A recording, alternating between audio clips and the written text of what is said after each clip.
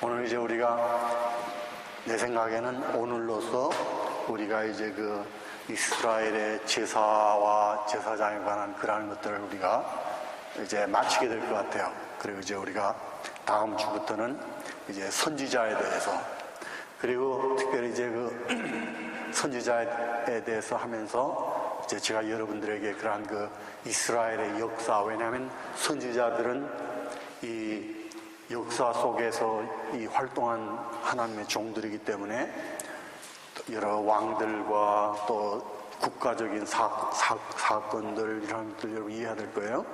그리고 특별히 이 거짓 선지자와 참 선지자에 대해서 상당한 시간을 우리가 보내려고 합니다. 우리가 이제 지난번에 책 끝나기 전에 제가 의도한 바를 끝내기 전에 시간이 돼서 다 맞추지 못했는데, 우리가 지난번 마지막에 하고 있던 건 뭔가 하면 제사장들이 무슨 일을 하던 사람인가 하는 거에 대해서 우리가 생각해 봤어요. 그래서 특히 제사장은 이렇게 쉬운 그러한 업무가 아니다. 왜냐하면 이 하나님의 그러한 거룩한 세계의 영역과 세상 사람들의 그러한 그 영역의 사이에서 일하는 사람이기 때문에 이 거룩한 것을 잘못 접하게 되면 치명적인 그러한 그 해를 받게 되잖아요. 하나님으로부터 벌을 받게 되잖아요. 예를 들어서 우리가 잘 아는 대로 아론의 두 아들이 왜 하나님께 죽임을 당했습니까? 무슨 일을 잘못했죠? 하나님께 바치는 불을 잘못 관리해서 불을 잘못 다뤘어요. 그래서 하나님께서 죽이셨다. 그래서 이 어떠한 그러한 그 초기에, 어떠한 제도의 초기에 하나의 본이 되기 위해서 하나님께서 그러한 일을 하시는 경우도 있어요. 예를 들면 이 여호수아 때 아간의 사건, 이것도 하나의 무슨 본을 세우는 거잖아요, 그죠? 하나님께 속한 거를 함부로 이렇게 가르치면 안 된다. 마치 사도행전에 아나니아와 삽비라의 사건하고 거의 성격이 같잖아요. 하나님께 바쳐야 될 거를 속이고 부부가 이 좋은 일에 일치해야지 나쁜 일에 일치하면 안 되겠죠. 근데 부부가 합해서 그러니까는 교회에서 그러한 그 교회에 관한 일이 이렇게 무서운 일을 하는 걸 본을 세우기 위해서 그 두 사람이 이 죽임을 당했잖아요. 자, 그래서 이 첫 번째로 제가 예를 든 게, 제사장들은 이 예배 드리는 사람들이, 예배자들이 하나님의 뜻을 구할 때 하나님을 대신해서 그 답변을 해주는 사람이라. 그런데 그 도구가 뭔가 하면 우림과 둠밈이라는 도구를 사용한다 하는 걸 이야기를 했어요. 그런데 이 우림과 둠밈은 언약궤와 마찬가지로 언젠가 없어졌어요. 언약궤도 그렇고. 그래서 다시는 이스라엘의 역사에 나타나질 않아요. 그 다음에 두 번째로 이제 그 중요한 게 이 33페이지에 강의 노트에 이 제사장은 율법을 가르치는 일을 했어요. 그래서 여러분이 제사장이 제사에만 관한 거라 그러면은 여러분이 제사장의 업무를 다 이해 못한다고 봐야 돼요. 오히려 중요한 거는 이 제사에 관한 일을 하는 만큼 중요한 게 뭔가 하면 사람들에게 하나님의 율법을 가르치는 일이었어요. 제가 한 예로서 성경 구절 하나 찾아보겠는데 우리 같이 찾아봅시다. 에레미야서 18장을 우리 찾아보겠어요.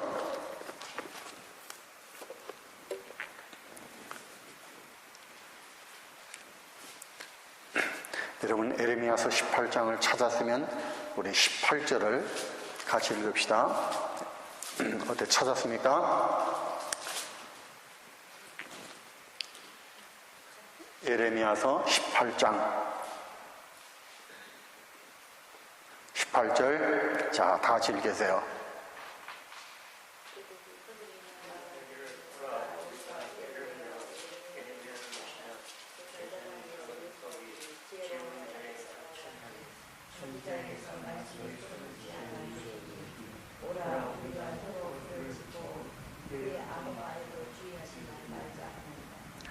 에레미야가 백성들에게 예언하는데 그 예언한 내용이 좋은 내용이 아니었어요. 물론 책망할 뿐 아니라 나아가서는 이 뭐라고 예언하냐면은 지금 바벨론이 유다를 공격하고 있는데 예루살렘으로 내려오고 있는데 싸우면 안 된다. 하나님의 말씀이 너희들이 바벨론 왕 느부갓네살에게 항복해야 된다. 이렇게 예언을 했어요. 그러니까 관리들도 그렇고 백성들도 에레미야를 오해했어요. 이 사람이 이 바벨론에 내통하는 사람이로구나. 바벨론 편이로구나. 그리고 특별히 그 동네 사람들도 이 에레미야의 고향 사람들도 에레미야를 싫어했어요. 그런데 여기 지금 18절 말씀이 뭔가 하면은 에레미야를 죽이려고 하는 거예요, 사람들이. 그런데 여기 18절에 보면 세 종류의 사람들하고 그 사람들에게 관계된 업무가 나타나죠. 그죠? 제일 처음에 나타난 종류의 사람들이 누구입니까? 제사장은 뭐하고 관계가 있어요? 율법. 그 다음에 두 번째 종류의 사람들은 지혜자들은 무슨 일을 여기 관계에 있어요?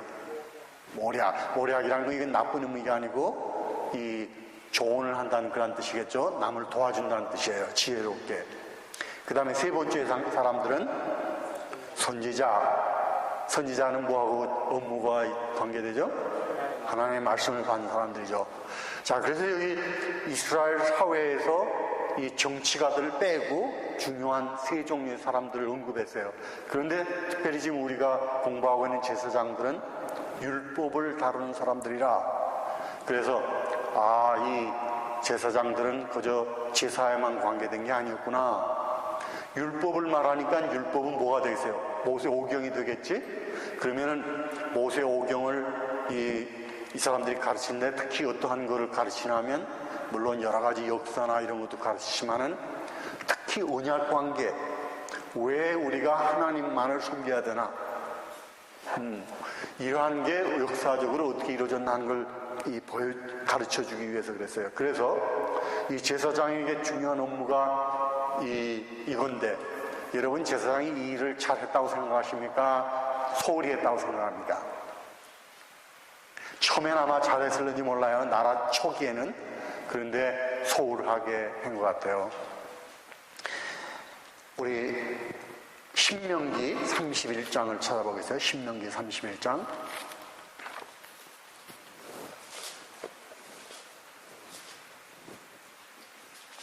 여기 그 33페이지 노트에 거기도 이제 거기 돼 있잖아요. 신명기 31장 10절부터 13절인데 여기 내용이 뭔가 하면 우선 구절을 읽고 우리 내용을 살펴보도록 하겠어요. 우리 구절을 읽어봅시다.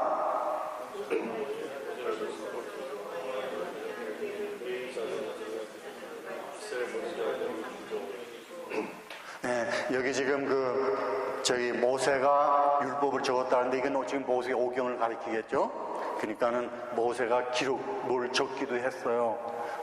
전에 우리 한 자매님이 그때 무슨 언어가 있었냐 그러는데 이때는 사실 여러분 이렇게 생각해야 돼. 이스라엘이 나라로 탄생했을 적에는 이미 벌써 주변에는 찬란한 문화가 오래전부터 벌써 오래전에 있었어요. 토라가 율법이라는 뜻이에요. 그래서 이 모세가 율법을 기록을 해서 누구에게 줬냐면은 제사장들과 또 레위인 자손들에게 주었다. 그리고 이제 10절을 읽겠습니다. 모세가 그들에게 명령하여 이르기를 7년 끝에 멸절일에 중학교에 이제 10절 이하에까지는 여러분들이 읽어봐서 계세요. 뭔가 하면 여기서 지금 모세가 하나의 규칙을 정하는데 매 7년 끝에 이스라엘 남자들이 예루살렘으로 예배드리러 올 적에 특히 그런 장막절 같은 그런 회막절 이러한 귀중한 절기에 올라올 적에 이 책에 기록된 이거를 읽어주라 공중 앞에서. 자, 이게 제사장이 얼마나 중요한 역할입니까? 그렇죠? 여러분, 그러한 첫 번에 이러한 출애굽 사건을 경험한 세들이 죽은 다음에 100년, 200년 이렇게 세월이 가게 되면 후대 사람들이 그 감격을 잊겠죠? 출애굽이 얼마나 위대한 사건인가 하는 걸 잊어버리게 돼요. 다만 무슨 말로만 이렇게 할 뿐이지. 그런데 여기에 그거를 다시 상기시켜주는 이유가 방법이 뭔가 하면 그거를 매 7년마다 사람들에게 읽어주는 거예요. 자, 여기서 우리 이제 제사장들이 일을 잘했나 못했나 하는 걸 보기 위해서 호세아서 4장을 한번 읽어보겠어요.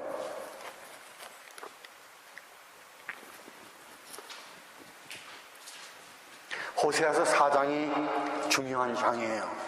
중요한 장인데 여기 하나님께서 이 굉장히 중요한 말씀 하시는데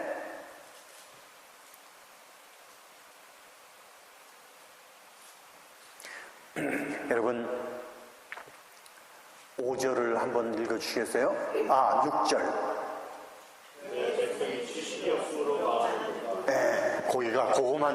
그게 중요한 그런 구절이에요. 내가 지난번에 그랬잖아. 여기 지식이라는 게 도대체 무슨 종류의 지식인가? 이거는 막연한 성경 지식이 아니라 이거는 특별히 그 하나님과 언약 관계에 관한 지식이에요. 다른 말로 어떤 학자는 이거를 지식이라고 그러지 않고 하나님이 하신 일 이렇게 했어요. 자, 그래서 왜 이스라엘 백성들이 망하는가? 하나님이 뭐를 이 나라에 해주셨는지 그걸 잊어버리기 때문에, 모르기 때문에. 굉장히 중요한 말씀, 그죠? 근데 왜 백성들이 지금 이러한 지경에 도달하게 됐을까? 누군가 이거를 가르쳐 줬어야 되는데 안 해줬다는 거예요. 그래서 그 6절 하반절에 보게 되면 지금 호세아가 책망하는데 너희들이 내 지식을 버렸기 때문에 나도 내 제사장들을 버리겠다. 하나님 말씀하시고 또 너희들이 하나님의 그러한 그 말씀을 무시했기 때문에 나는 또 너희 자녀들을 무시하겠다. 그렇게 이야기해요. 자, 그러니까 여기 제사장들이 제대로 일을 안 했기 때문에 백성들이 지금 이젠 망하게 됐다. 내 백성이 지식이 없으므로 내가 한 그러한 역사적으로 한 일들을 내 백성들이 알지 못하기 때문에. 자, 그러니까 제사장들이 사실 굉장히 중요한 일을 맡은 사람들이었어요. 이거는 누가 선지자보다도 이 선지자는 새로운 계시를 받아서 전하는, 메시지를 전하는 사람들이지만은 제사장들은 이미 있는 그러한 일들을, 과거에 있던 일들을 가르쳐 줘야 되는데 그렇지 않았다. 그래서 이제 이 제사장들이 이런 귀중한 업무가, 제사장이 해야 될 일 가운데 하나 중요한 게 뭔가? 율법을 가르치는 일이라. 그 다음에는 세 번째가 축복하는, 하나님의 이름으로 백성들을 축복하는 일이었어요. 이거는 굉장히 좋은 일이죠. 신명기 10장 8절 펴보겠습니다. 신명기 10장 8절.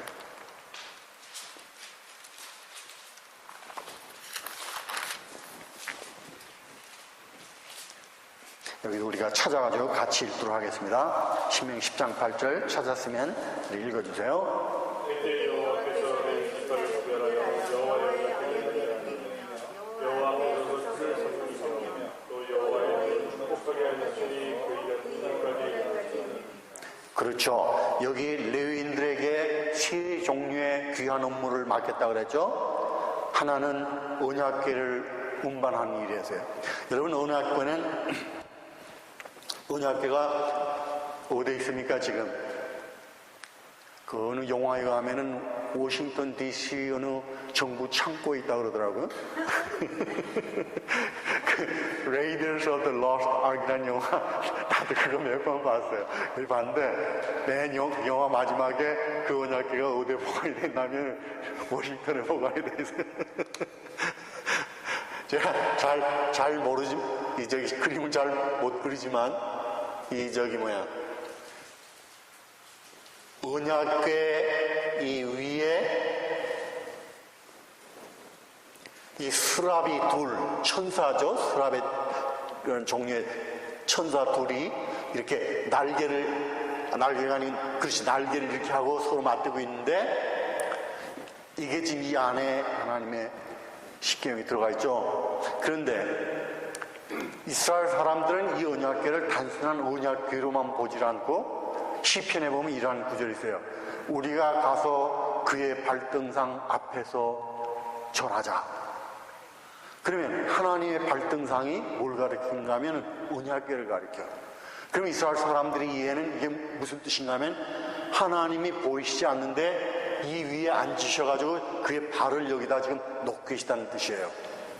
그래서 언약궤는 항상 하나님의 임재를 상징하고 있어요. 언약궤가 있는 곳에는 하나님이 계셔. 그런데 어디에 계시냐면 언약궤 위에 계신다. 특히 그 에스겔서 1장, 2장에 보면 그 이상한 이야기 나오죠. 그게 바로 그러한 장면이에요. 그런데 이거를 어떻게 레위인들이 운반하나 하면은 여기 고리가 달려있어요.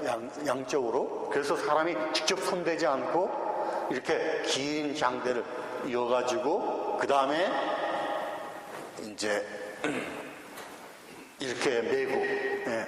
왜냐하면 언약궤를 함부로 손대면 죽으니까 그렇게 하게 되어 있어요. 그래서 레위인들만 이렇게 하게 되어 있어요.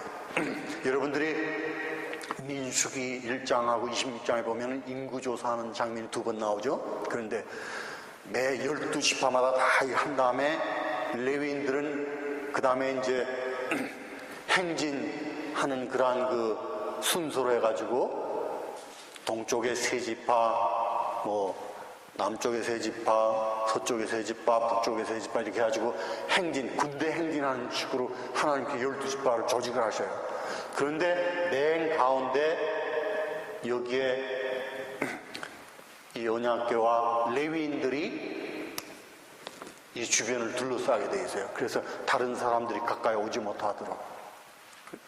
또 여호수아가 요단강을 건널 적에도 언약궤를 맨 레위인들이 먼저 앞에 섰다고 그랬죠. 그런데 사람들에게 하나님 뭐라고 말씀하시냐면 거리를 2000 규빗을 거리를 두라. 그 2000 규빗이 요즘으로 하면 900m쯤 된대요. 그러니까 얼마나 멀어요. 가까이 가지 못하죠. 자, 그래서 이 언약궤를 운반한다는 것은 굉장히 영광스러운 그런 직무이겠죠. 사람들이 감히 가까이 갈 수도 없는. 그 다음에 하나님 앞에 서는 일, 이거는 제사에 관한 일이에요. 사람들이 예물을 가져올 적에 이거를 대표를 누가 레위인들이 대표해서 하나님께 바치는 일이다. 그 다음에는 하나님의 이름으로 축복하는 것이라. 그래서 아마 여러분 잘 아는 보면은 뭐 하나님께서 내게 얼굴을 드시고 너를 복 주시고 하는 그게 나오죠. 그게 어디에 있어요? 민수기 6장에 있죠. 그 민수기 6장에 있는 축복이 제사장만이 하는 축복이에요.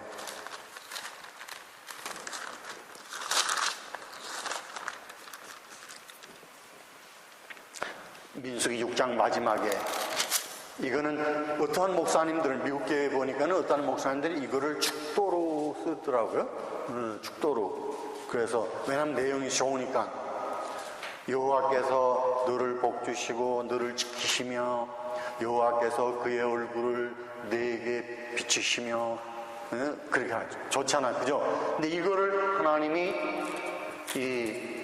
그 앞에 22절에 보면 그래서요. 모세에게 아론과 그의 아들들에게 이렇게 말하라. 이것이 너희가 이스라엘 백성들을 축복할 내용이다. 그래서 이거는 제사장들만 하는 굉장히 영예로운 그러한 이 축복이라 이렇게 볼 수 있겠습니다.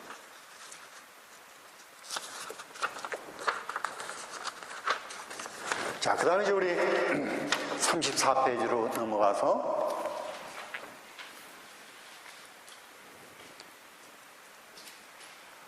우리가 이제 이 제사에 대해서 우리가 살펴보겠어요. 근데 사실 우리가 우리 공부 시작 전에 자매님 그런 말씀 하셨지만은 우리가 구약의 어떠한 부분들은 이 신약에서 해석해 놓은 게 있기 때문에 그걸 따라가야 되겠죠, 그죠? 신약. 근데 어떠한 경우는 자세하게 신약이 말하는 게 아니고 전체적으로 말할 때도 있어요. 우리가 히브리서에서 보면은 예수님을 대제사장에 비유하셨죠, 그죠?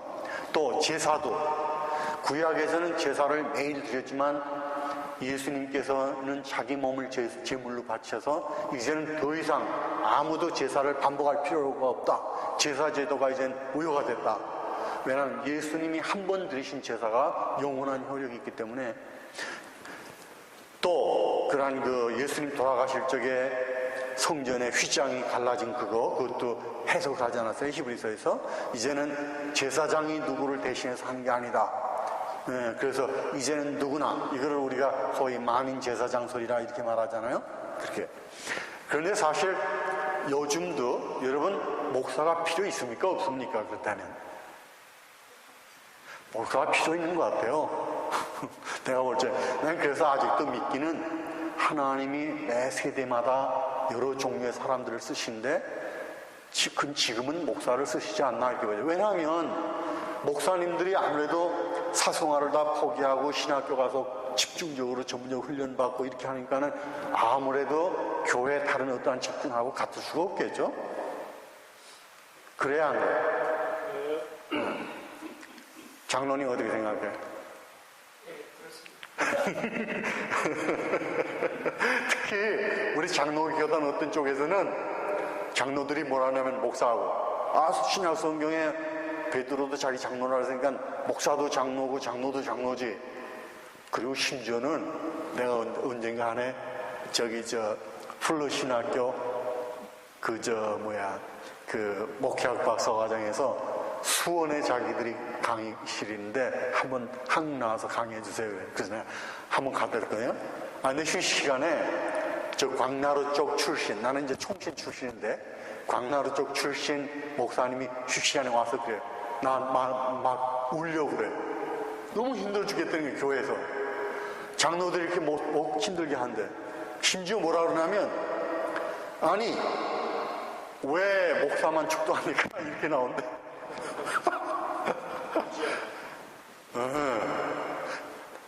그래서 내가, 야, 이게 통합치기, 이게 힘든 교단이라구나.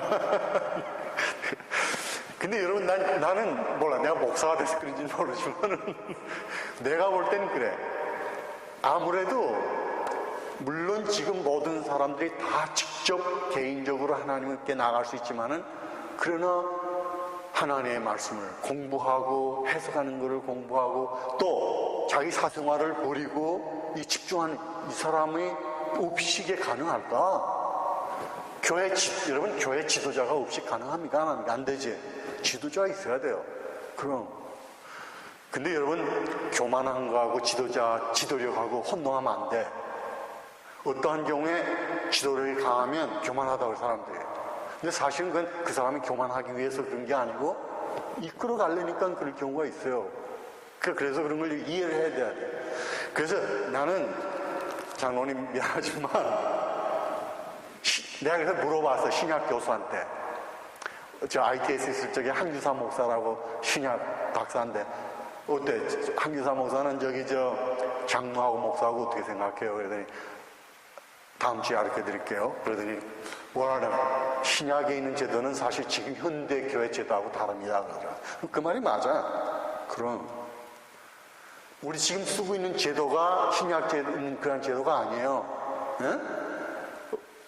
어디 서리집사, 안수집사 이런 게 있어 신약에. 우리 한국 교회가 만들어낸 거지. 그럼 여자들도 권사, 나이 이렇게 되면 권사 돼야 되고.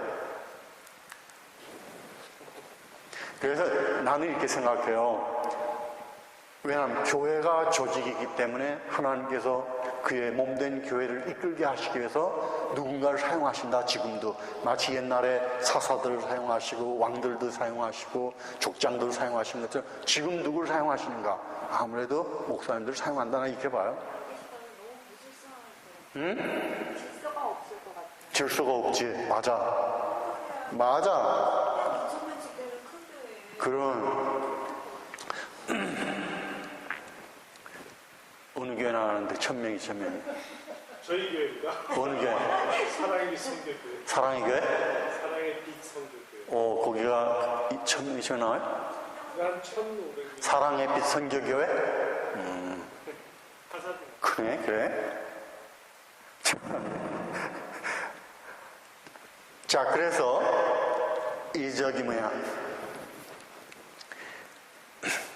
우리가 그런 이 성경적인 거하고 이러한 그 현대 제도를 생각하면서 우리가 여러 가지를 성경적으로 우리가 하려고 하긴 하지만은 그러나 현대의 이러한 그 제도 이러한 것들은 사실은 불가피하게 이렇게 돼 있다 하는 걸 제가 이야기했어요. 자, 여기 지금 우리가 이제 볼 제사 제도에서 처음에 의식하고 제사하고 제가 언급을 했어요. 의식이란 예배를 가리켜요. 예를 들어서 하나님께 희생 제물을 바칠 때 그러한 그 문맥이 상황이 있습니까? 없습니까? 무슨 상황 속에서 하나님께 제사를 바친다 하는 그게 있습니까? 없습니까? 예를 들면 감사해서 아니면 또 무슨 소원이 있어서 그러한 경우에 또는 죄를 지어서 회개하기 위해서 이러한 것들이 있잖아요. 그래서 지금 우리가 이해해야 될 거는 희생 제물, 이 제물을 바친다는 건 전체 예배의 한 일부분이지 제물만 떼서 이렇게 이해하려고 하면 오해하게 돼요. 그래서 어떠한 종류의 예배에서 하나님께 제사를 드리는가 하는 그거를 이해를 해야 되겠어요. 이 이스라엘에 보면은 여러 종류의 예식이 있어요. 예식인데 우선은 이러한 그 안식일 또는 명절, 이스라엘의 3대 절기가 뭡니까? 초막절, 6월절. 네. 뭐 77절 뭐 그러기도 하고 뭐 그렇게 하죠. 그런데 그거는 이제 3대 절기로서 이스라엘 모든 남자들이 그때에는 딴 날은 못 와도 그때에는 예루살렘에 와야 돼요. 여러분 이스라엘의 예배 제도가 중앙 집권제하고 비슷해. 뭔가 하면 지방에는 예배드리는 장소를 못 두게 금했어요. 성경에. 지방에서는 안 된다. 하나님께 예배드리는 장소는 예루살렘에만 있다. 그래서 아무리 먼 지역에 있어도 이 사람들이 와야 돼요. 그러니까 사실 이게 쉬운 일이 아니죠. 11조 바치는 것만 해도 여러분 그거 상당히 먼 길을 와야 되잖아요. 또 뭘 가지고 이렇게. 그러니까 예배드리러 간다는 게 쉬운 일이 아니야. 그래서 어느 시편에 보면 그랬죠. 여호와의 전에 올라가자 하는 말을 들을 때 내 마음이 기뻤도다. 그게 무슨 말인가 하면 동네 사람들이 혼자 가는 게 아니고 먼데 있는 사람들은 아마 모여서 오는가 봐. 그러니까는 광고하는 거야. 자, 오후 3시에 예루살렘에 갑니다. 그때 이 사람이 듣고 야, 예배 드리러 가는구나 하고 기뻤다는 뜻이에요. 그러니까 이거 보면은 이 예배 드리러 오는 게 그렇게 쉬운 이야기가 아니죠. 그죠? 어떤 때는 강도를 만날까 봐 두렵기도 하고 그런 때인데. 자, 그래서 이러한 그 절기 또는 안식일 이러한 그 드리는 예배가 있어요. 근데 이러한 것들은 그 예배의 목적이 뭔가 하면은 하나님과 이미 맺어진 그 관계를 유지하기 위해서. 여러분 우리가 현대교회하고 적용해 본다면 뭐라고 말할 수 있을까? 우리 크리스마스 예를 들면 크리스마스를 축하하는 것은 무슨 의미입니까? 예수님께서 이 세상에 오신 날을 축하하는 날이죠? 그러면은 비슷하지, 그죠? 우리가 예수님의 자녀들이 되고 한 그 관계 속에서 그 관계를 계속하기 한 목적에서 그걸 지키는 거죠, 그죠? 만약에 예수님과 관계가 없는, 안 믿는 사람이라면 크리스마스를 뭐 다른 목적으로 하겠지. 그 말이 맞아. 이제는 크리스마스를 상인들에게 뺏긴 게 맞아요. 그죠? 기독교인들이 축하하는 게 아니고 벌써 한 달 전부터 상인들이 축하하잖아. 그 사람들은 그런 그 목적도 모르고 크리스마스를 축하하겠지, 그죠? 그러나 우리는 우리와 예수 그리스도의 관계를 지속하는 의미에서 축하한다는 뜻이에요. 그 다음에 예식, 어떠한 그 예배를 드리는 데 있어서 어떠한 예배는 어떠한 목적을 가지고 있나 하면은 자기가 지금 있는 상황에서 이거를 전환시키기 위해서, 특히 어떠한 경우를 말하냐면 내가 이렇게 있다가 뭘 부정한 걸 만져서 부정하게 됐다. 그때 어떠한 예식을, 정결하게 하는 예식을 통하면 내가 지금 부정한 상태에서 정한 상태로 바뀌게 되죠. 요즘 우리로 말한다면 요즘에 그런 게 있는지 모르겠는데 회개하는 거나 마찬가지라고 볼 수 있겠어요. 그런데 회개는 각각 개인적으로 하기 때문에 예배는 아니죠. 그러나 만약에 회개를 우리가 교회에서 어느 한 주간 저녁이든지 택해서 자, 오늘은 우리 하나님께 잘못한 걸 기억해서 회개하는 회개드리고 전적으로 회개한 예배를 드립시다. 그러면은 이게 사실 어떠한 면에서 지금 내가 회개도 못하고 죄를 짓고도 그냥 있었는데 그러한 뉘우친 상황에서 죄인된 상황에서 다시 하나님의 자녀가 되는 것을 깨닫는 그런 걸로 돌아오는 그런 예배 목적이 있겠죠. 그래서 이 이스라엘의 예배 가운데 아까 전자는 지금 있는 그 하나님과의 언약적인 관계를 유지하기 위해서 드리는 예식이고, 하나는 내가 지금 잘못된 길로 갔는데 부정하게 된데 다시 돌아오기 위해서 정한 사람으로 돌아오기 위해서 드린 예식이 있어요. 다른 하나는 영원히 상태가 변화하는 그런 예식이 있어요. 그래서 여기 지금 제가 적은 대로 뭔가 제일 좋은 예가 뭔가 하면 성인식, 소위 성인식이라고 말하는 건데, 여러분이 요즘도 요즘 바르미츠바 그런 이야기 들어봤어요? 네. 바르미츠, 이게 츠 발음이 나야 되는데, 이 미츠바, 이래야 되는데, 이건 아들이란 뜻이에요, 아들. 이거는 계명. 근데 이스라엘 아이들이 13살이 되면 이제 이 예식을 갖게 돼. 근데 내가 전에 이야기했지만 여러분 이스라엘 사람이라고 다 종교적이 아니에요. 하나님을 믿는 사람들의 가정만. 그런데 이거는 무슨 건가 하면, 이제는 전에 12살까지는 부모가 이 회당에 데려가든지 뭐 이렇게 가지고 토라를, 성경을 읽어줬지만 이제는 내 자신이 읽어야 된다. 성경 읽는 걸 네가 해야 된다 하는 그런 책임이 주어지게 돼. 성인 취급을 받게 돼요. 그래서 이러한 예식은 이제는 이 아이가 옛날로 못 돌아가죠.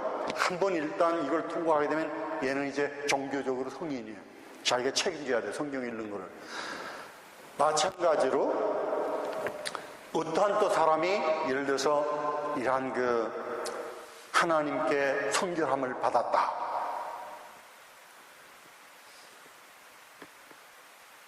예를 들면 나시린이라는 게 있잖아요. 나시린. 예를 들어서 이 사무엘은 사실 성경에 나시린이라고 한 단어는 안 썼지만은 그 어머니가 한 말을 보면은 나시린의 성격이 많아요. 왜냐하면 뭐라고 생각하냐면, 내가 포도주도 안 마시고 임신하게 되면 또 포도에 관한 절대 안 하고 머리를 깎지 못하게 하고, 이라는 게 나시린의 요구 조건이거든요. 그러니까 그 단어는 쓰지 않았지만 사무엘을 그렇게 나시린으로 하나님께 헌신한다는 그 약속이나 마찬가지야. 그런데 정말 이 어머니가 그 아들을 낳아서 2년 후에 젖대고 하나님께 바치지 않았어요? 이러한 경우 본다면 사무엘은 벌써 그때 신분이 바뀌었다고 볼 수 있겠죠. 그죠? 보통 사람에서 하나님께 바쳐진 사람으로. 또 어떠한 사람들이 하나님께 택함 받아서 거룩한 그러한 제사장으로 안수를 받았다. 예식을 거쳐서. 그러면 그 사람이 이제 거룩한 사람이 되잖아요. 달라지는 거죠. 우리가 교회에서도 우리가 안수장, 장로, 안수집사, 목사 이런 거는 평생직이라고 이렇게 말하죠. 일단 받게 되면. 그치? 네. 다시 몰라, 그렇게 말할 수 있으면, 나는 자격이 없어서 나 장로로 안수 받았지만 내려가고 싶습니다, 집사로. 이렇게 안 될걸? 목사도 마찬가지죠, 그죠? 목사도 목사 안수 이렇게 받게 되면 평생 목사지, 목회 안 해도, 그죠?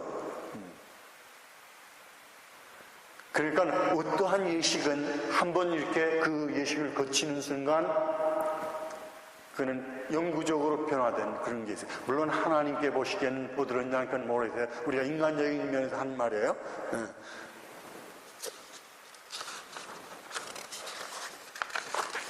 그 다음에 35페이지로 가서 이 5종류의 제사가 있어요. 근데 여기 지금 한 가지는 제가 적지 않았는데, 왜냐하면 그거는 하나의 예물에 관한 이건데, 그런 소재와 마찬가지로 미니카라 그런 게 있는데, 우선 첫 번째 중요한 게 뭔가 하면 번제. 여러분이 거기 히브리어 옆에 발음이 적혀 있는데 올라 이렇게 됐죠? 올라. 번제를 히브리어로 올라라 그러는데 이 어근 알라가 무슨 뜻인가 하면 올라가다 그런 뜻이에요. 올라가다. 올라가다라는 뜻인데, 왜냐하면 이 제사는 하나님께 그 짐승의 전체를 다 태우기 때문에 그래요.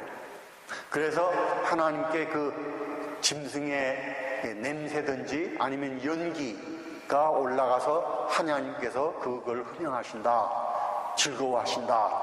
그래서 이거는 사람이 어느 부분도 먹지 못해요. 제사장도.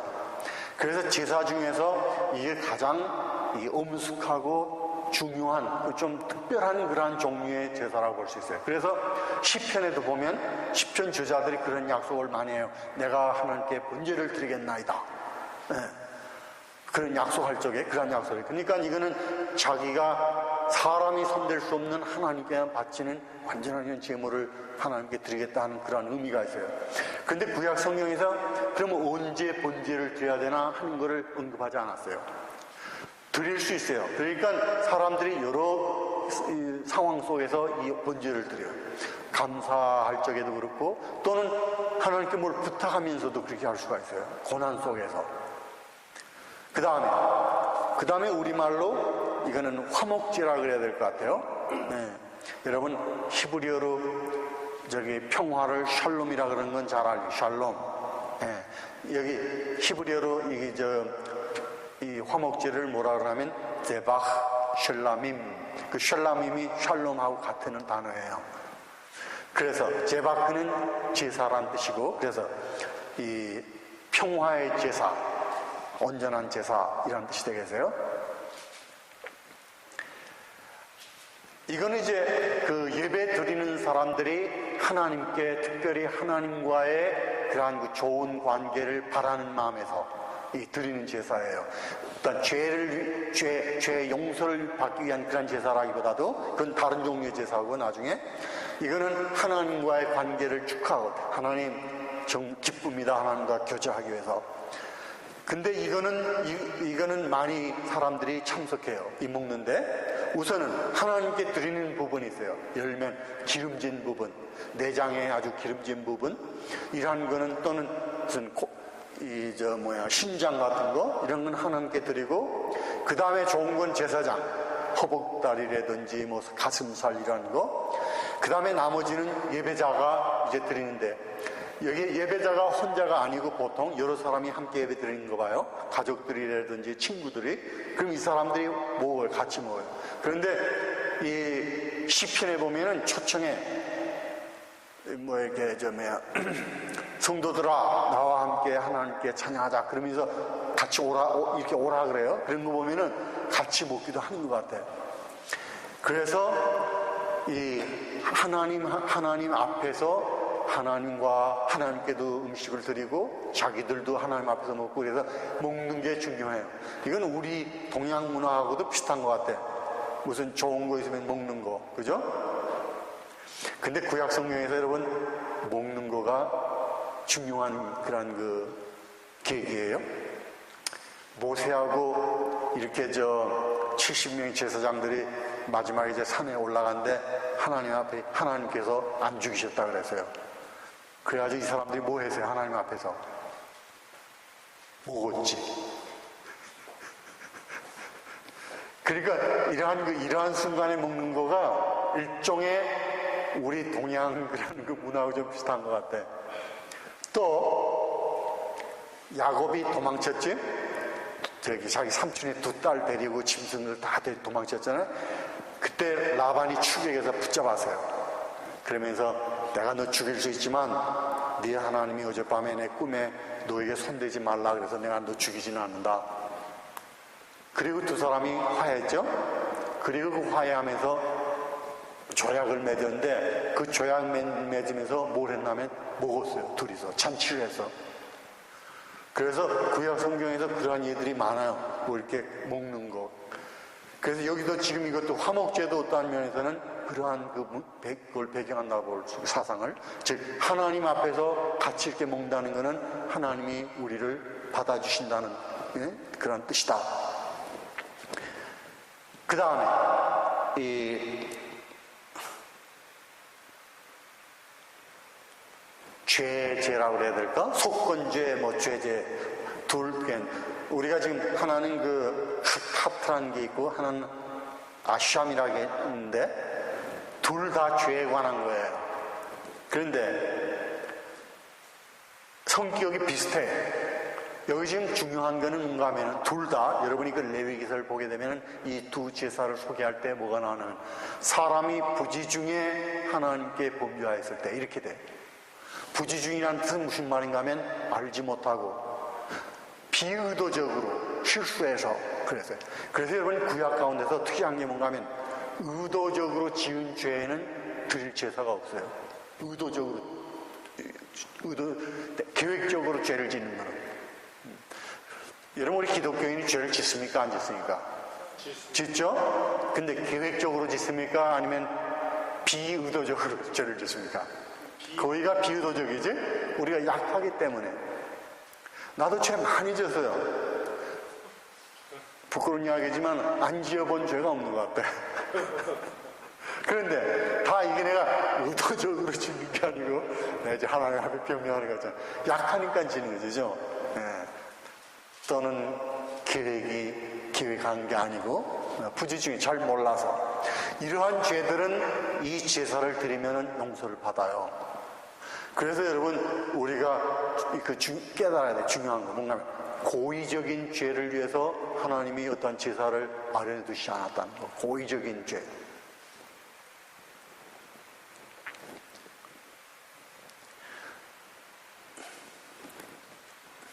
그런데 여기 이제 예배자들은 이 제물을 안 먹지만은 제사장에게는 줘요. 이 속건제나 속죄제, 이 제사. 그런데 나중에 호세아서에 가게 되면 하나님이 제사장들을 어떻게 빈정거리냐면 호세아가 어떻게 빈정거리냐면 너희들이 이 죄라는 단어하고 속죄제라는 단어하고 똑같아. 하타트, 그죠? 하타트가 속죄제도 되고 죄도 돼. 너희들이 백성들의 죄를 먹고 사는구나. 이렇게 호세아가 그래. 그러니까 무슨 뜻인가 하면 너희들이 제사장들이 백성들이 드리는 거라는 그 속죄제 제물을 먹고 산다는 뜻이지만 다른 말로는 너희들이 백성들의 죄를 먹고 사는구나. 왜냐하면 너무 부패했기 때문에 제사장들이.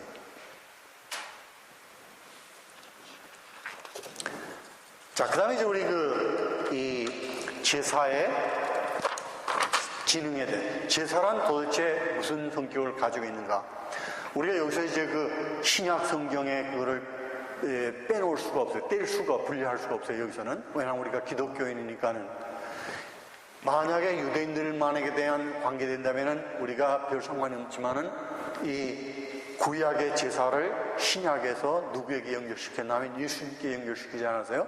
그래서 우리가 구약에서는 하나님이 피는 무슨 역할을 하고 또 여기 소가 죽는 건 무슨 역할, 이러한 거를 말씀하시지 않았지만은 우리가 신약에 비추어서 이해할 수 있는 거는 이거는 하나님께서 범죄한 사람들을 용서하신다는 뜻인데 특히 이제 오실 예수님께서 이러한 일을 나타낸다는 것을 예표적으로 나타내는 것이구나. 우리가 이렇게 해석해야 되겠죠. 특별히 히브리서를 통해서 우리가 예표를 타입이라고 그래요. 타입. 그 다음에 여기 이제 원본이 있잖아요. 오리진, 그죠? 오리지널. 그러면 이거는 구약의 지금 제사제도고 이건 예수님이라면은 이건 사실상 이게 어떠한 것인가 하는 걸 보여주는 것이지 이게 원본이 아니라는 그런 뜻이죠. 그죠? 구약의 것이 원본이 아니라는 뜻이에요.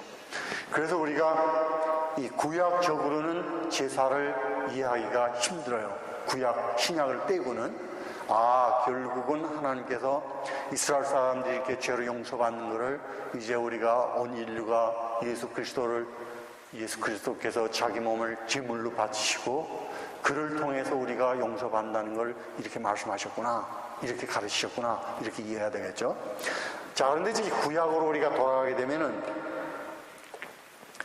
구약의 문맥 속에서는 그럼 제사가 어떻게 이해될 수 있을까?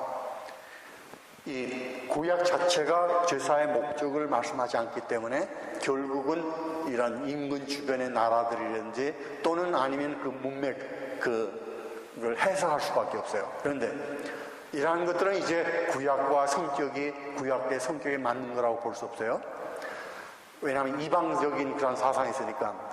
우선은 어떻게 잘못 생각할 수 있게 되냐면, 하나님도 음식을 드시는구나, 이렇게 오해하게 돼요. 그죠? 네. 마치 우리 한국 사람들이 옛날 우리 조상들에게 제사를 드리는 거 마찬가지예요. 조상들이 와서 먹는다 하는 그런 사상. 또 하나는 이러한 예배 드리는 사람이 제물을 통해서 하나님과 연결이 된다, 그런 통로라 이렇게 보기도 해요. 또는 그러한 이 제물을 통해서 하나님으로부터 축복을 받는다든지 이러한 거를 해석하기도 하고, 가장 우리가 신약 성경에 근접한 해석은 뭔가 하면은, 이거는 우리가 범죄함으로 인해서 하나님을 진노하게 만들었는데 그 진노하심을 풀기 위해서 우리가 하나님께 드리는 거다. 그런데 내가 죽지 않기 때문에 나 대신 우리가 제물을 바쳐서 그 제물을 죽임으로 인해서 마치 내가 미안합니다, 내가 이렇게 죄 지어서 사실 내가 이렇게 죽어야 되는데 그렇지 못하고 이렇게 바칩니다 하는 하나님의 그 진노하심을 풀기 위한 것이라, 이게 아마 가장 우리 신약 성경에 근접하는 해석이라고 이렇게 볼 수 있겠어요. 그러면 지금 이 37편을 넘어가서 우리가 시편에 나타나는 그 제물을 우리가 살펴보도록 그렇게 하겠어요. 시편에. 왜냐하면 제가 전에 이제 학교 일을 볼 적에는 목회학 박사 과정이 있어가지고 이제 그분들이 이제 졸업하게 되면은 논문을 써야 돼요. 논문을 쓰는데. 근데 이렇게 해보니까는 유행에 따른 것 같아요, 논문이. 전에는 뭘 많이 썼냐면은 이게 스몰 그룹 또는 제자훈련 이런 게 목회학 박사 논문의 주지, 거의 모든 사람들이 다 이걸 다뤘어요. 근데 또 한참 가니까는 예배를 다뤄. 예배. 그런데 거의 똑같아. 예배, 그러면 우선 레위기서의 제사제도, 그래가지고 무슨 종류의 제사 이런 거 나와. 근데 내가 가만히 이렇게 보니까 시편은 다루질 않아. 예배들인데. 근데 내가 이야기로는 시편이 이스라엘의 예배를 위하는데 굉장히 중요해, 내가 보니까. 왜냐하면 예배 순서는 다 안 들어있지만은 시편 여기저기에 예배를 어떠한 종류의 예배를 드린다는 것들이 많이 나타나 있어요. 그래서 여러분들이 시편을 이렇게 읽으면서 그런 걸 한번 상상해봐. 이 시편은 어떠한 종류의 예배를 지금 드리면서 관계된 그런 시편인가? 내가 하나 예를 들어보겠어요. 시편 66편.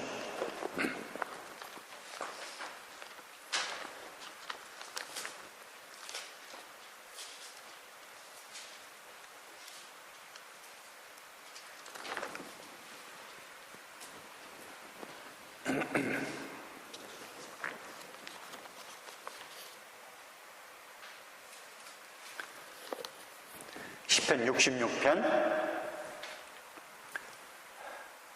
13절을 여러분 같이 읽어주세요. 내가 번제물을 가지고 주의 집에 들어가서 나의 소원을 주께 갚으리니. 예, 그러면 여기 내가 아까 그랬죠? 여러분 시편을 읽을 적에 예배하고 관계되는 것들이 많기 때문에 그런 걸 한번 상상해 보라 그랬죠? 그러면 지금 이 시편의 저자가 어디에 있습니까? 지금 어디로 가고 있습니까? 성전으로 가고 있죠? 그런데 뭘 가지고? 번제물 가지고. 근데 왜 이 사람이 번제물 가지고 지금 예루살렘에 가고 있을까요? 그렇죠. 잘 봤어요. 소원을 갚으려고. 소원은 약속이죠? 그러니까 이 사람이 이전에 과거에 뭘 약속한 게 분명해. 근데 뭘 약속했다고 볼 수 있겠어요? 번제를 약속한 것 같아요.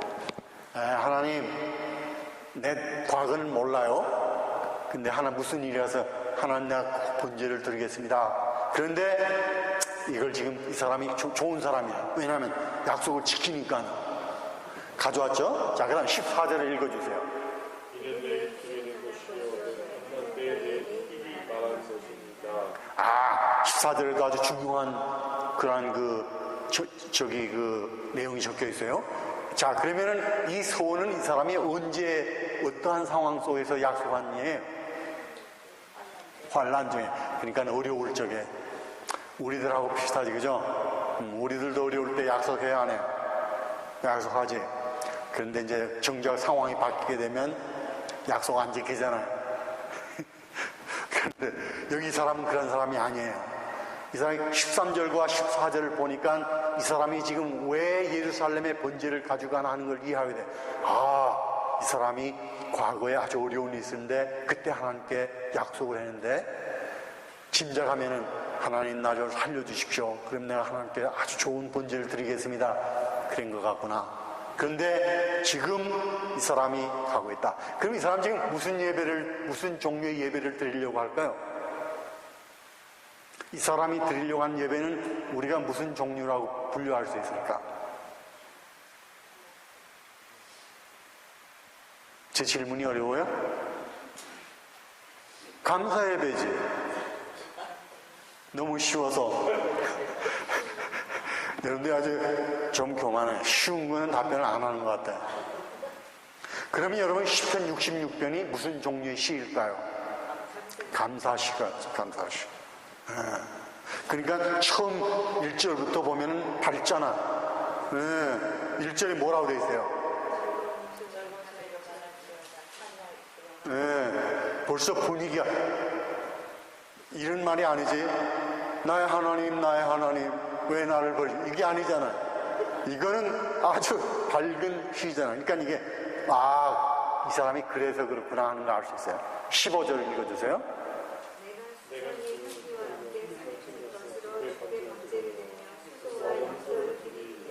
여기서는 그 번제의 내용을 보는데 이 사람 마음이 후한 것 같아요. 하나님께 드리는 자세가. 그쵸? 이건 짐승이 한두 마리가 아닌 것 같아요. 그 다음에 16절 읽어보세요.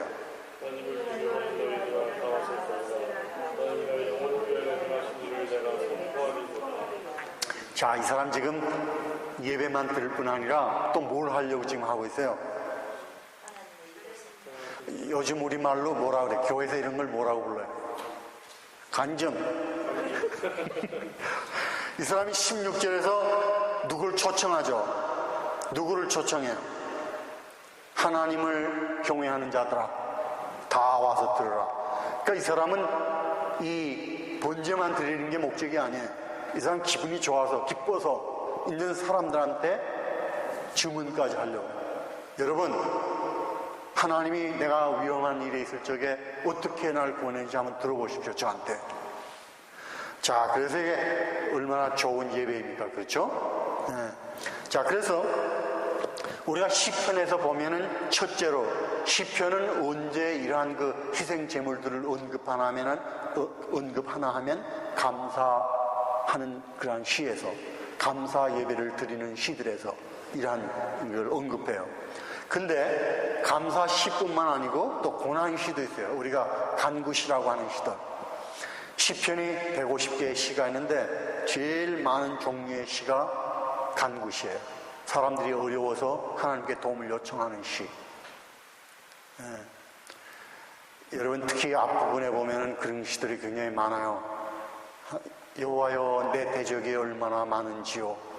이건 벌써 어렵다는 뜻이잖아요. 그럼 셀 수가 없습니다. 내가 이렇게 둘러싸여 있습니다. 그리고 왜 나를 잊으시나이까? 이런 것들은 지금 간구시잖아요. 그죠? 하나님 결코 잊어버리시지 않는데 이 사람 어떻게 불편한? 하나님 나 지금 이렇게 어려운 속에 있는데 혹시 그 하나님이 지금 나 잊어버려서 그런 거 아닙니까? 왜 잊어버리십니까? 이러한 경우에서 언제 이러한 간구시에서 고난을 나타내는 간구시에서는 맨 마지막에 이러한 것들이 가끔 나타나는데 뭔가 하면 나를 하나님께서 구출해 주시면 내가 하나님께 번제를 드리겠나이다. 이러한 게 끝나는 시들이 있어요. 그래서 이러한 그 시편에서 이 희생 제물을 이 언급하는 시들은 감사하거나 아니면 어떤 걸 약속할 적에 장래의 좋은 상태를 기다리면서 그거를 약속할 적에 이러한 걸 말한다. 그 다음에 내가 우습다기보다도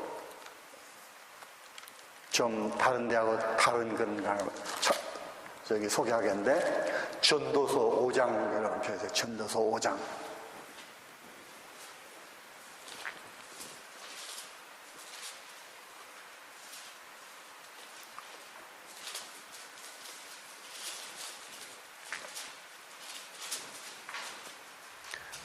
찾았습니까?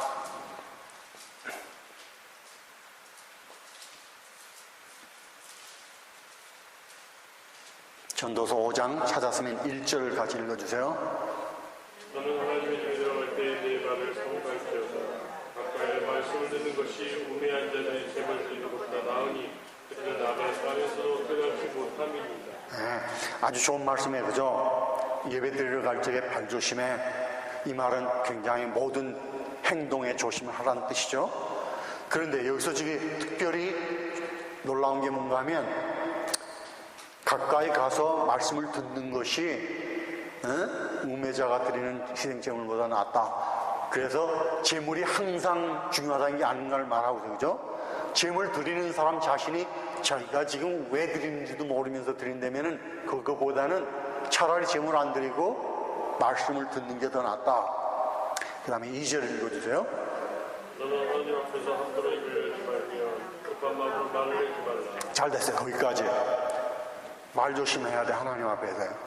기도할 적에 특별히. 그죠? 예수님도 그렇게 말씀하셨잖아요. 중언부언 하지 말라고. 구약에도 그런 구절이 있어요. 하나님 앞에 가서 너 말 많이 하지 마. 여러분 기도할 때 말 많이 해요, 안 해요? 기도시키면은 난 기도할 줄 몰라요. 이것도 사실 잘못이에요. 그런데 기도를 너무 잘하는 것도 또 잘못이에요. 기도를 잘한다고 생각하는 사람은 좀 겸손해서 기도를 못해야 돼요. 그죠? 자, 여기 지금 이 전도서 저자가 하나님 앞에서 너 말을 너무 많이 하지 말라. 말 조심하라는 말이세요. 그 다음에 4절 읽어주세요. 내가 하나님께 소원하여 거는 갚기를 더디게 하지 말라. 하나님은 우매한 자를 기뻐하지 아니하시나니 소원한 것을 갚으라. 여기서 우매한 자는 누굽니까? 소원하고 안 갚는 사람이지.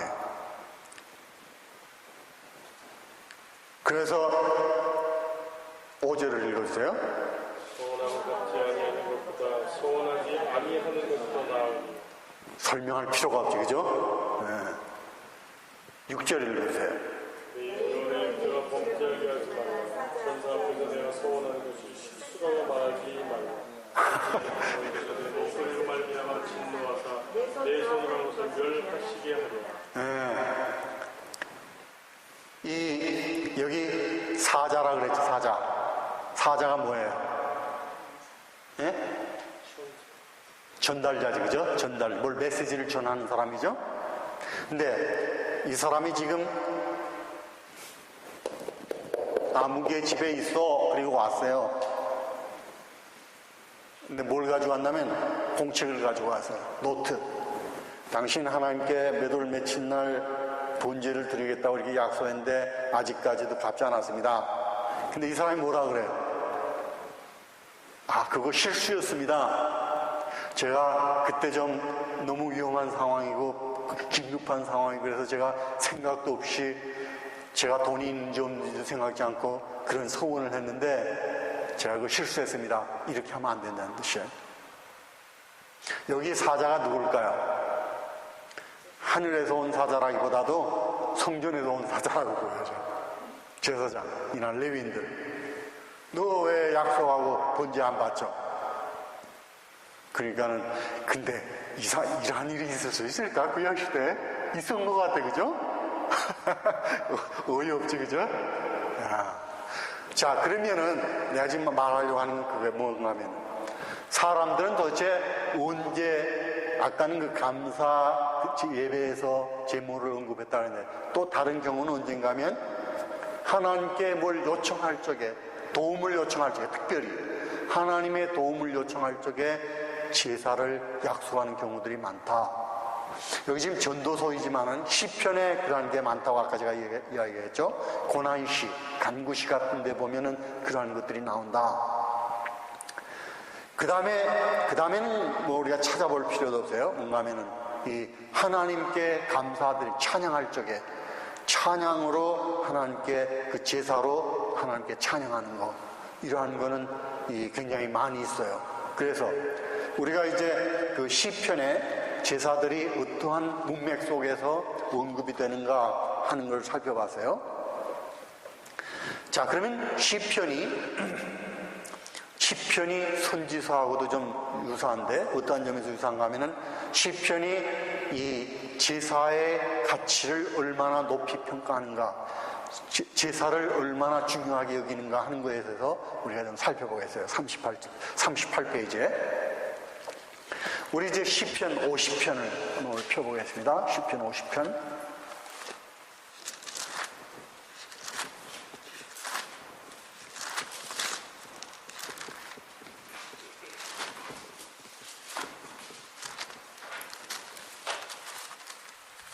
여러분 시편 좋아해요?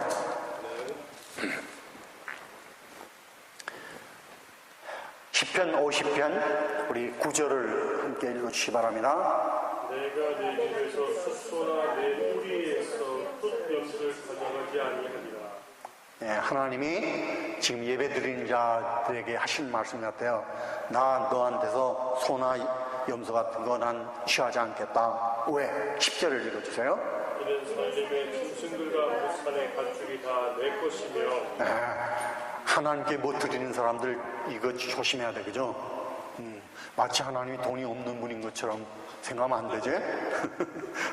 여기 지금 예배 드리러 온 사람들이 뭐 별로 좋은 재물도 아닌데 아마 뽐내고 뭐 이러는 것 같아. 그러니까 하나님이 야, 나 그런 거 너희 집에서 그런 거 필요 없어. 황소, 뭐 염소 가져오지 마. 왜? 산에 있는 이것들 다 내 거 아니야, 짐승들이. 내가 짐승이 부족한 신이냐 하는 그런 뜻이겠죠? 그러면 하나님이 여기 9절에서 이스라엘 사람들의 제사를 긍정적으로 지금 보시는 겁니까? 아니면 부정적으로 보시는 겁니까? 부정적으로 보시죠. 네. 그러니까 하나님이 못마땅하신 것 같아. 이 녀석들 뭐 나한테 소 한 마리 가져오면서 되게 잘난 척 뭐 되게 큰 거 봤으면서 이렇게 하는 것 같다. 하나님 그렇게 보시는 것 같아요. 그 다음에 11절을 읽어주세요.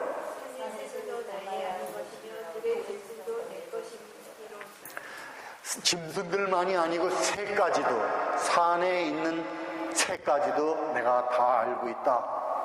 그 다음에 12절.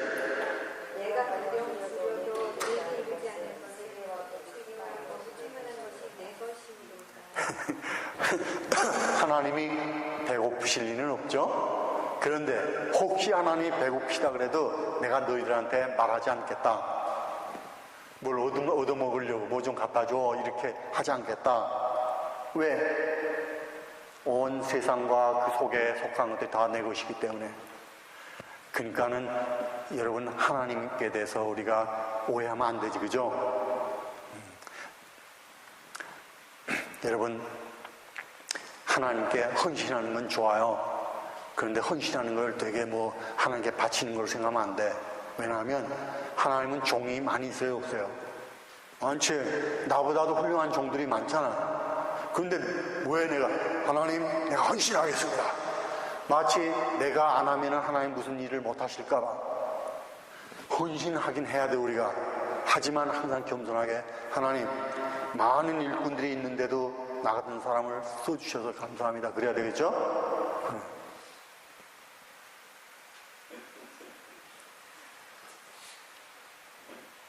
근데 요즘 사람들은 마치 자기가 하나님으로 뭘 헌신하는 거지 그렇게 생각해? 근데 사실 뭐라고? 얼굴 내세우는 거 너무 좋아하시는 것 같아요. 누가? 교회에서 이렇게 뭐 하시는 분들이 나도 좋아해. 아니, 내가 지금 말하려고 하는 거는, 이제 이제 우리 목사 사이에서 그런 게 많아요. 목사 사이에서 이제 목사님들이, 하나님, 나 좀 써주십시오. 그러잖아요. 그 말은 무슨 뜻인가 하면, 하나님, 나 지금 일자리가 없습니다. 하는 뜻이야. 그러니까 사실 헌신하는 거는 하나님 위해서라기보다도 나 자신을 위해서. 근데 사실 그렇잖아. 내가 하나님께 쓰이면 내가 축복받는 건 사실이죠. 내가 하면 뭐 얼마나 하겠어, 하나님 앞에. 그쵸? 하나님이 내가 없으면 뭘 이루시지 못해? 그게 아니지. 그러니까 우리가 하나님께 쓰임을 받는다는 건 나에게 축복이에요. 이건 영광스러운 일이야, 그지? 그럼. 그래서 말 조심해야 돼. 간증하고 그럴 적에도. 마치 되게 자기가 뭐 헌신한 것처럼. 그러면 안 돼. 자, 여기 얼마나 좋은 이야기, 그죠? 내가 배고파도 너한테 말하지 않겠어. 왜냐면 온 세상이 다 내 거니까. 자, 그러면은, 13절을 읽어야 돼요. 13절 읽어주세요. 그러면, 정말 하나님 그렇잖아. 내가 실제로 네 고기를 먹느냐? 네가 가져온 피를 마시느냐? 그렇지 않다.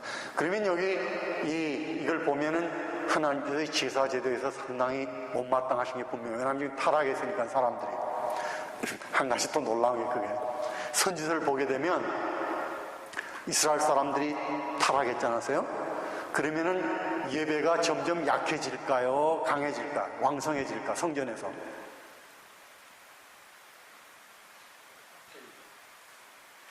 사람들이 우상 섬기고 타락하고 그러는데 그러면은 성전의 예배가 점점 강해질까? 약해질까? 약해질 것 같지? 근데 반대. 11조도 가져오고 악기도 연주하고 그래서 하나님이 어떻게 말씀하냐? 가져오지 마. 노래도 좀 그쳐줘. 악기도 연주하지 마. 또 종교 믿음 모이는 거, 난 너희들 모이는 것도 싫어.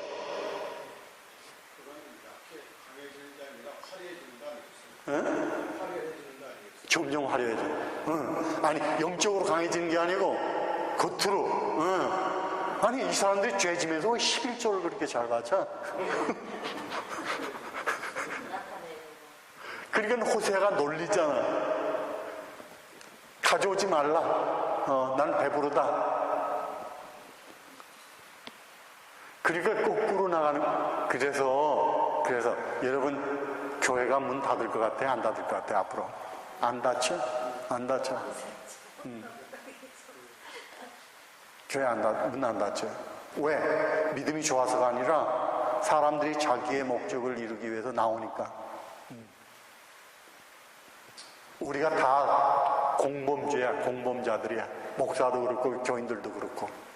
목사도 교인을 잘못 인도하고 교인들도 그렇게 되길 바라고 있고. 전에 그랬어요. 2000년 되기 전에 이제 앞으로 과학이 발달하면 교회가 약해질 거다. 천만의 말씀. 자, 14절을 읽어주세요. 감사로 하나님께 제사를 드리며 지존하신 이에게 내 소원을 갚으려. 자, 내가 아까 그러지 않았어요? 이거는 제사제도에서 하나님 부정적으로 하시는 말씀 같은데, 그런데 갑자기 14절에서는 오히려 반대로 말씀하시죠? 그러니까 이거는 어떻게 이해해야 될까? 하나님이 바라신 거는 너희가 제사를 드리려면 바르게 드려야지, 그러한 식으로 드려서는 안 된다. 그런 뜻이겠죠. 왜냐하면 여러분, 형식이 없이 알맹이가 존재할 수 없다는 이야기 있잖아. 그지? 뭔가 형식이 있어야 돼요. 하나님께 예배 드리려면 영적으로만 하면 되지. 구약 시대는 그게 아직 안 통해. 뭔가 형식이 있어야 돼. 그런데 그 형식을 바르게 하라. 그걸 잘못 제사를 드리고 이렇게 하는 건 내가 그런 건 의미가 없다. 내가 무슨 짐승을 먹느냐 실제로. 그러나 제사를 드리려면 바르게 하라. 그런 뜻이 된 것 같아요. 그 다음에 시편 141편. 이게 사실 내가 기독교인을 또는 교회를, 목사를 이렇게 공개한다는 건 나 자신을 공개하는 건 똑같이, 그지? 내가 같은 종류이면서 이 말할 자격이 없는데, 오히려 더 못한데, 말하니까 미안해.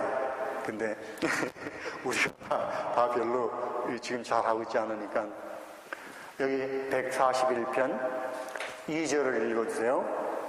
너희도 주 옆에 분양한 것 같이 되며 나의 손드는 것이 전혀 계산을 틀리지 않습니다. 여기 지금 두 줄이 나오는데 이런 거를 우리가 병행법이라고 그래. 병행법. 병행법이란 무슨 뜻인가 하면은 우리가 영어로 패럴렐리즘이라는 그런 게 있어요. 뭔가 하면 두 줄이 나오잖아요. 그러면 여기 있는 단어하고 이렇게 동의어, 지금 이거는 동의어, synonymous parallelism인데 동의어가 나오는데 첫 줄에서 뭐라 그랬어요? 첫 줄에서 내 기도가 좀 읽어봐 다시. 나의 기도가 주의 앞에 분양함과 같이 되며 그 다음에 둘째 줄에서는 나의 손 드는 것이 여기서 손 드는 것이 그러니까 뭐예요? 앞 첫 줄에 있는 기도하고 동의어이지, 그죠? 왜냐하면 옛날 구약 사람들은 기도할 적에 손 들고 했으니까. 그래서 기도라는 뜻이에요, 그게. 그래서 첫 줄에서는 내 기도가 하나님 앞에서 마치 분향처럼 되게 해주시고, 향로에서 그 분향 드리는 거. 그 다음에 내 손 드는 것이 저녁 제사처럼 되게 해주십시오.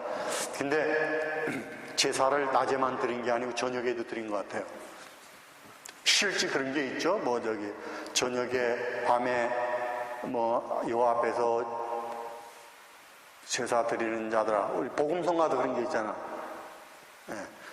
시편 그 구절 그거 해가지고. 그런데 여기 지금 제가 지금 말씀드리려고 하는 요점이 뭔가 하면 기도가 분향처럼 또 내 기도, 손 들고 기도하는 그 기도가 저녁 제사처럼 되게 해달라.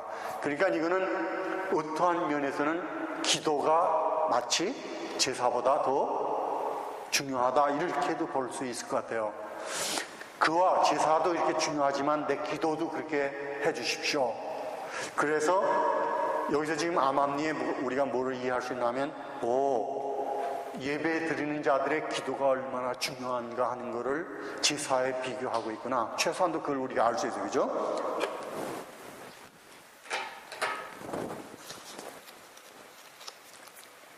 그 다음에 이제 우리 마지막에 39페이지로 가서 여기 지금 두 경우는 이 구약의 제사 제도를 굉장히 심하게 마치 부정적으로, 가장 강하게 부정적으로 이야기하는 그런 시가 두 개가 되겠어요. 우선 여기 시편 69편을 우리 펴보겠습니다.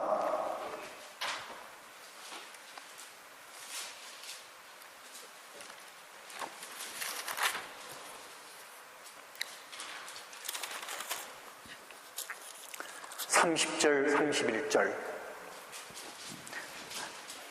우리 찾았으면 30절하고 31절을 읽어주세요. 내가 노래로 하나님의 이름을 찬송하며 감사함으로 하나님을 위대하시다 하리니 이것이 소 곧 불과 굽이 있는 한 손을 드림보다 여호와를 더욱 기쁘시게 함이 될 것이다. 자, 뭐가 더 하나님을 기쁘시게 하는데 효력이 있느냐? 노래입니까? 제사입니까? 노래라 그래요, 노래. 그래서 30절에 노래가 이렇게 내가 노래로 하나님의 이름을 찬양하고 또 감사함으로 그를 영광 돌리겠습니다. 왜냐하면 이게 하나님께 이러한 짐승의 제사보다 더 낫기 때문에. 자, 이거는 왜 노래나 이 감사드린 찬양 이게 더 제사보다 나을까요?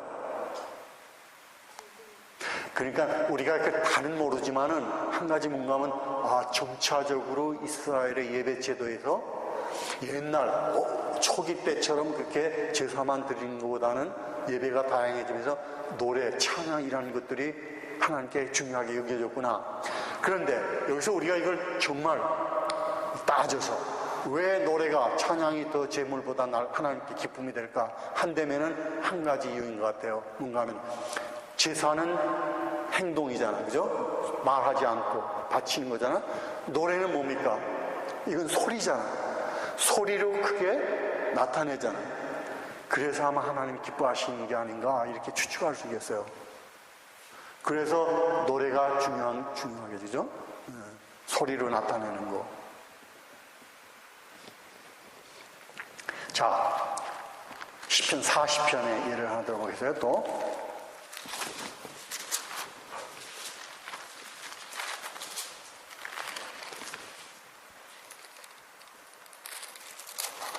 여기는 조금 그 번역상에 문제가 있는 그런 그 번역상으로 어려운 구절인데, 여러분이 혹시 영어 성경이 있으면은 영어 성경하고 우리말하고 한번 번역을 대조해 보세요. 6절 다 같이 읽어봅시다. 주께서 내 길을 도하여 내게 들려주시기를 제사와 예물을 기뻐하지 아니하시며 번제와 속죄를 요구하지 아니하시다 하신지라. 여기에 이제 이 큰 차이가 있어요. 우리말 번역하고 영어 번역하고. 그렇죠?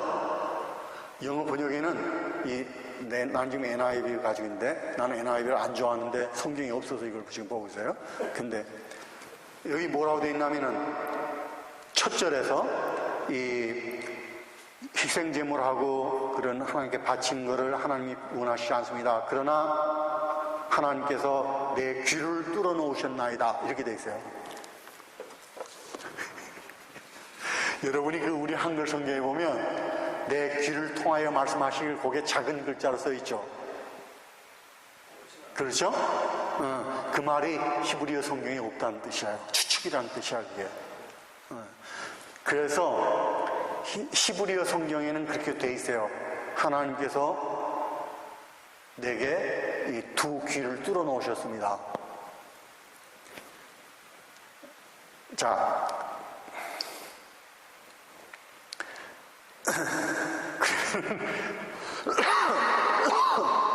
자, 그럼 16절에서 우선 중요한 건 그거야. 하나님이 제사를 기뻐하시지 않죠, 그죠? 그럼 하나님이 뭘 원하실까? 7절은 이제 히브리서에서 예수님에 관해서 예언된 그런 구절로 이렇게 인용이 된 구절이에요. 예수님께서 이 세상에 왜 오셨나? 하나님의 뜻을 실행하시기 위해서 오셨다. 이 구절을 인용했어요. 히브리서 5장 10장에서. 그런데 여기 지금 그 6절에 만약에 지금 영어 성경의 번역을 따른다면 하나님은 제사를 기뻐하시지 않고 그러나 내 귀를 뚫어 놓으셨습니다 한 말은 듣고 하나님의 말씀을 순종하라는 뜻이라 이렇게 해석할 수밖에 없어요. 그래서 제사보다도 순종이 낫다 하는 그거하고 통하는 것 같아요. 그렇죠? 자, 그래서 우리가 시편에서 이렇게 볼 적에 시편의 저자들은 이 노래를 제사보다도 참 중요하게 여기고 기도도 중요하다. 마치 제사하고 비교하면서 내 기도가 분향처럼 또는 저녁 제사처럼 이렇게 되게 해주십시오. 그랬다고 그랬어요. 자, 이제 마지막으로 우리가 볼 거는 잘 아는 시편 51편이에요.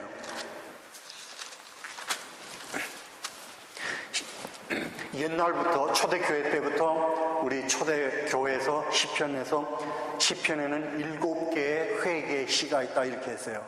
7개의 회개의 시. 근데 그 7개의 회개의 시를 이렇게 가만히 읽어보면 요 하나만 정말 성격이 회개예요. 나머지 6개는 회개가 좀 있긴 있지만 강하지를 못해요. 그런데 이 51편은 정말 강하게 전체가 회개를 나타내는 그러한 그 시인데, 여기 이제 그 마지막 부분이 우리가 지금 보려고 하는 그런 중요한 부분 되겠어요. 16절 읽어주세요. 주께서 제사를 기뻐하지 아니하시니 그렇지 아니하면 번제를 기뻐하지 아니하시니. 17절. 하나님께서 구하시는 제사는 상한 심령이고 하나님이여 상하고 공의하는 마음을 주께서 멸시하지 아니하시리이다. 자, 벌써 오래전에 다윗이 이런 놀라운 이야기를 했어요. 그죠? 정말 하나님께 드릴 수 있는 하나님 기뻐하시는 건 뭘까? 제사가 아니다. 만약 제사라면 나는 왕인데 뭐 얼마든지 드릴 수 있다. 그러나 정말 하나님 기뻐하시는 뭔가?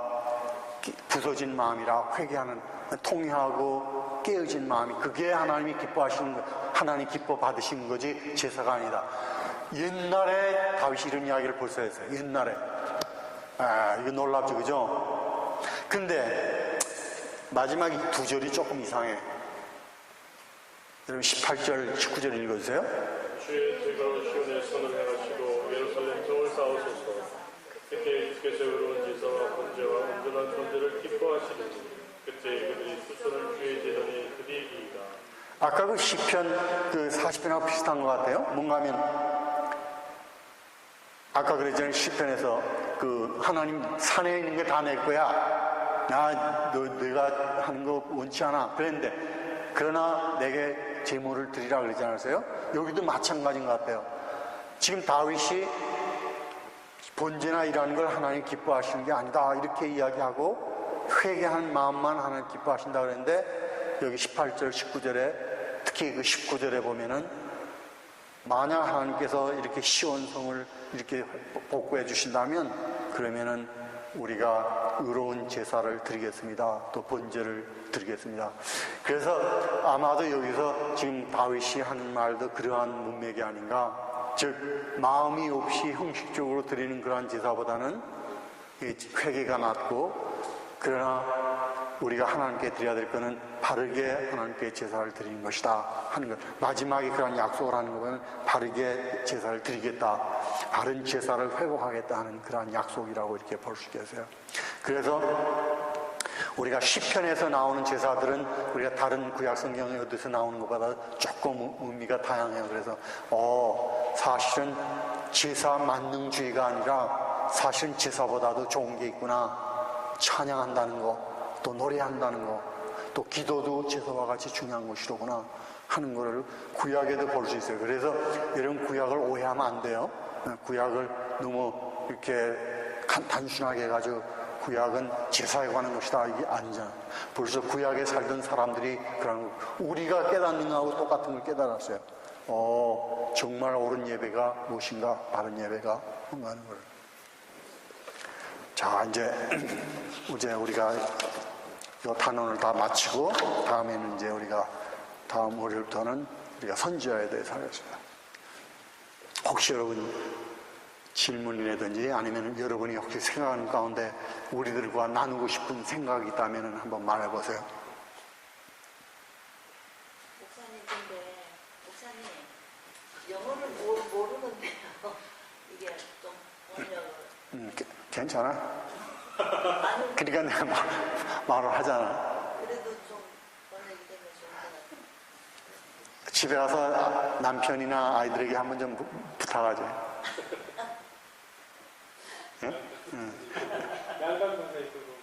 그래. 거기가 제가 이야기한 그거예요. 거기가. 그럼. 신학적인 입장에서 5가지 제사가 예수 그리스도의 사역과 연결시켜 본다면 각각 어떤 분야에 해당할까 하는 것을 한번 설명해 주십니다. 만약에 구약의 제사를 예수님의 사역과 연결시킨다면 아무래도 내가 간단한 것 같지만 그의 속죄적인 죽음이라고 봐야 되겠죠. 왜냐하면 그거를 히브리서 저자가 너무 잘 묘사를 했잖아. 마치 구약에서 대제사장이 성소에 들어가는 것처럼 예수님께서 하늘나라에 들어가셨다. 그래서 하늘나라를 마치 지성소로 대제사장이 1년에 한 번씩 들어가는 그걸 예수님께서 들어가신 것처럼, 그리고 그러한 그 제사의 효력에 대해서 그건 아주 굉장히 분명하잖아요.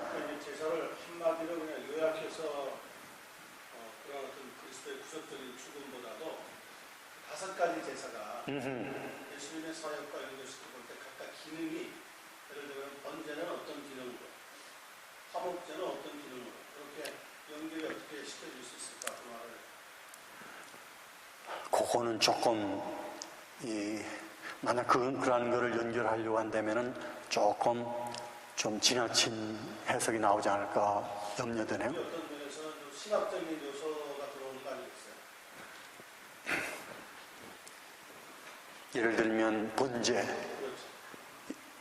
근데 이제 예를 들어서 번제는 하나님께 뭔가 드리는 것이다. 그러면은 우리가 예수님의 사역 가운데 그 자신을 바치신 것이다. 예? 아무 사심 없이. 근데 이제 그게 해석은 좋지만은 그거는 하나의 견해이지 그거를 성경적으로 이렇게 뒷받침하거나 이렇게는 좀 어렵지 않을까? 목사님이 가지고 계시는 신학적인 견해를 볼 때 나는 이렇게 생각이 되어진다는 한번 그렇게 자세하게는 제가 생각해 보지 못했어요.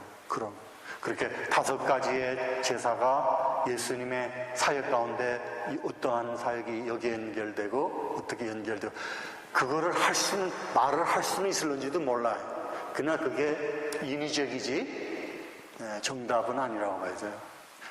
사람들이 반대할 수가 있어요. 예, 이렇게 만약 제가 그 사람들이 반대 못하게 하려고 한다면 성경 구절을 인용을 해야 되잖아요. 그렇다면은 좀 저기 되는데 그렇게는 안 될 것 같아요. 목사님 히브리어를 굉장히 유창하게 하실까? 왜냐하면 전공이었어요. 사실은 더 잘해야 돼. 더 잘해야 돼. 그리고 오래 했잖아요. 몇십 년 했잖아요. 그러니까 내가 내가 교만하다 그랬지? 교만하다 그랬는데 이 히브리어 이렇게 쓴 사람들 보면 좀 안 썼으면 내가 그래 속으로 바래. 안 틀리게 쓰나요? 목살 수도 있어요. 싫어.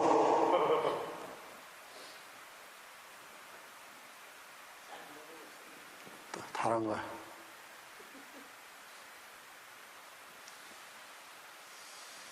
그리고 여러분 원어 쓰는 사람들 조심해야 돼. 내가 한번 이제 화가 나가지고 내가 설교할 때 IT에서 그런 소리 돼. 절대 기독교 사기꾼이 되지 말라. 목사님들 중에서 좀 이렇게 우리가 봤을 때 굉장히 설교를 좀 잘하시고 이렇게 잘 그런 부분에 많이 이렇게 현혹되는 게 지금 말씀하신 것처럼 설교도 중에 히브리어를 이렇게 사용을 가끔 하시는 목사님. 아니 사용하는 건 좋아요. 바르게 사용하고 적세적소에 사용하면 괜찮아요. 그럼 굉장히 많이 그런 목사가 하여튼 내가 속상해서 말 안 해야 되겠어.